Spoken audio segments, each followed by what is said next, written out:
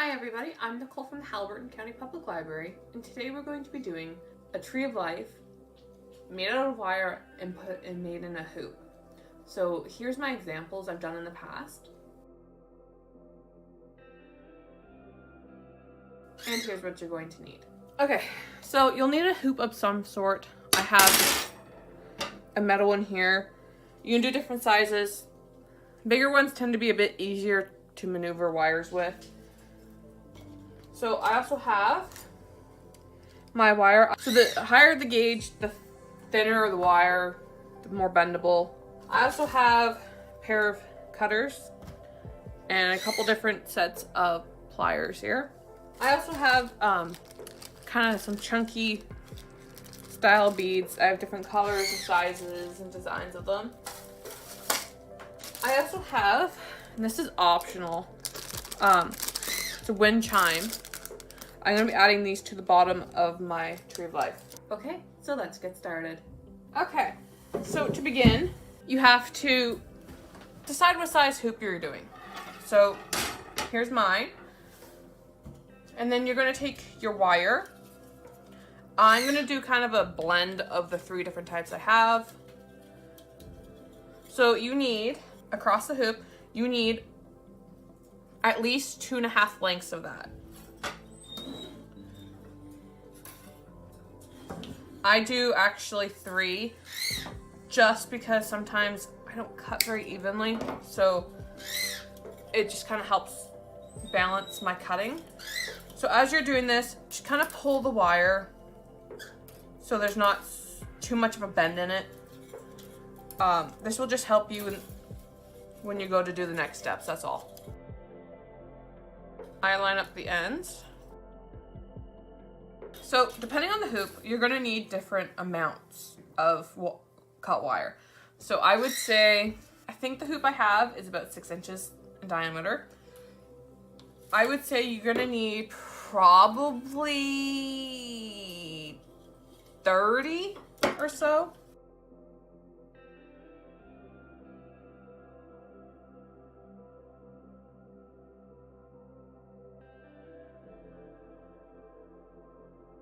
So with your wire all cut comes the more involved part.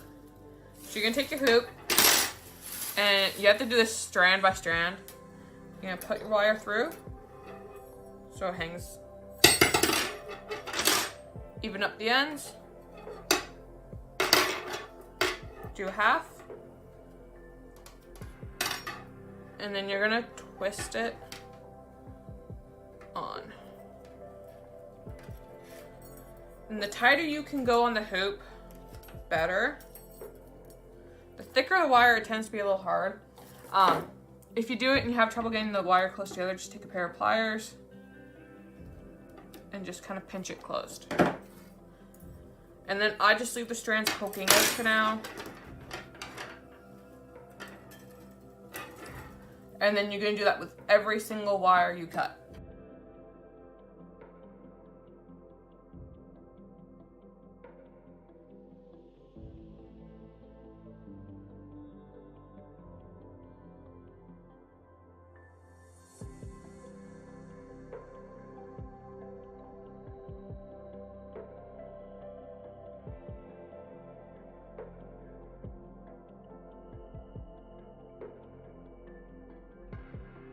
I'm gonna pause filming for a bit. What you want is basically for this kind of design, like what you're doing, to be about, on this 6-inch hoop, I would say, maybe 3 inches across the bottom here, but I'm going to take a break from filming so you don't just watch me do that. Okay, so for me, the 30 strands isn't enough.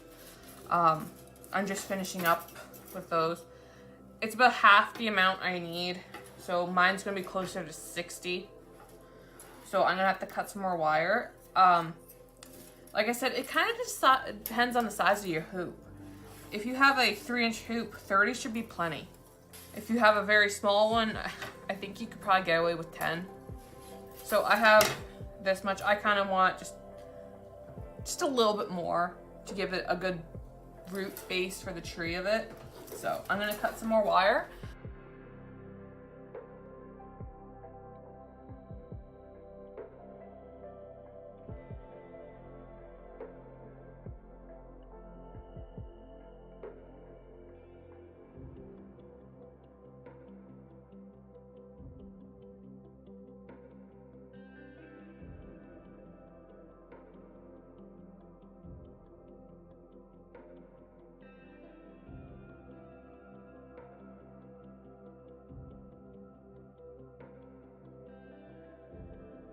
Okay, so I have enough wires now.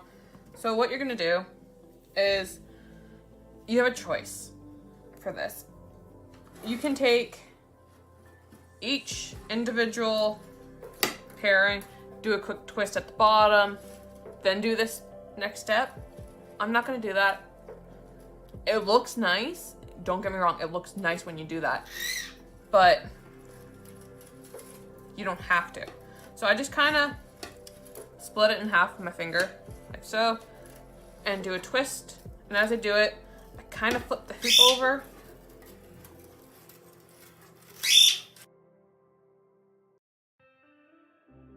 If you had chosen to do the quick twist at the bottom, you would just have more individualized wires there. It does look nice. I've just seen it done. Looks really nice. So for each one of these, if you've seen my other wire tree video, this is going to be very similar. You're going to take each section, break it into two, and then you're going to do 2 to 3 twists, and then you're going to break it into 2,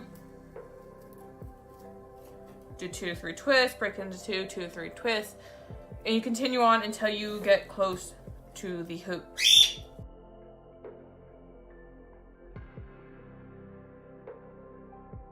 I kind of go like this and just put my thumb there, and it just kind of helps keep it separated so one doesn't just wrap around the other. They actually twist together.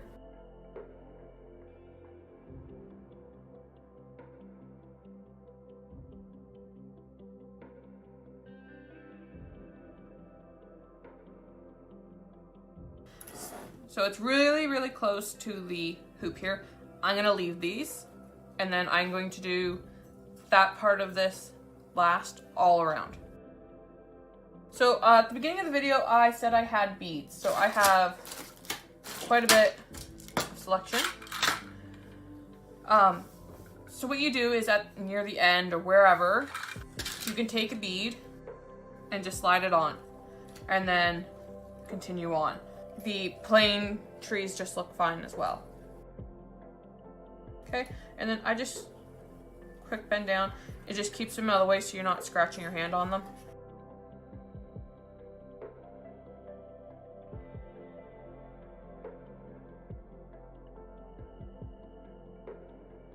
Single ones you can just kind of bend off to the side once it's there.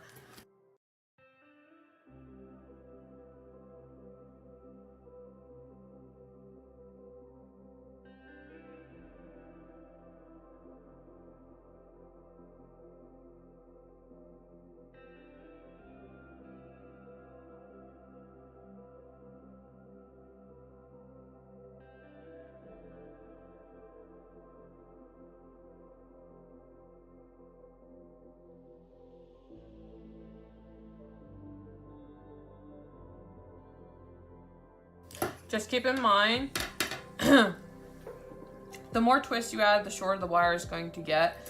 So you just gotta make sure you gotta be able to reach the hoop to hook the wire on the hoop. Because I have some beads on, I have to bend those down before I can start maneuvering this. Start at the bottom of one side. And you wanna take the wire and you wanna wrap it pretty snugly around. And then if you've left a gap, use a pair of pliers, your fingernails, whatever. Flatten it down. And that little edge that you've cut, I just use the pliers, just push it down a bit. That way it's not sticking straight out. You're gonna do this for every single wire you have. Some may take more maneuvering than others. Others are pretty quick. This is where a pair of pliers comes in handy. You can pull it pretty tight. Now, if it gets to be too long, getting wrapped around, you can snip it. It's not a big deal. If possible, I would say give it a good 2 or 3 wraps around and then you can snip it. This is just to hold the wire onto the hoop.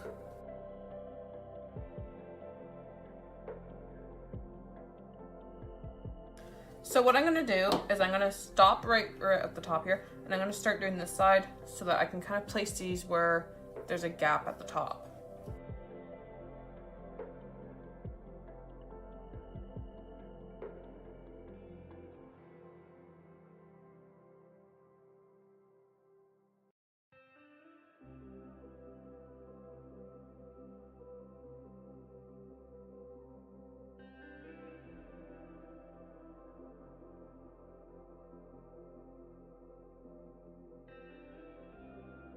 Okay, so with all the wires wrapped around the hoop, everything's connected. I finished beading everything.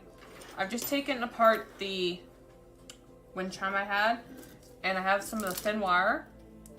I'm just gonna cut a little bit, and then feed it through the hole of the wind chime, and I'm just going to hide the wire in the roots of the tree, but still so it dangles a bit.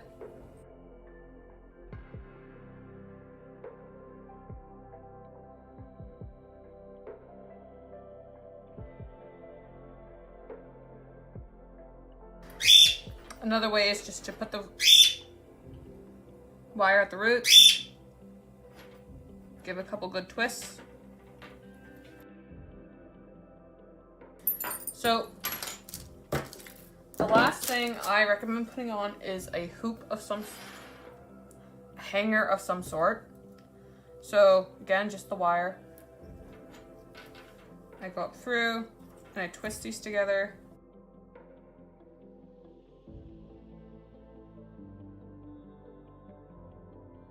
There we go. That way it can hang. So that way it can hang. Okay, so that's the craft. Thank you for joining me. It is a very long craft, and the fact that it's a continuously done one that you can't just stop painting, let it dry.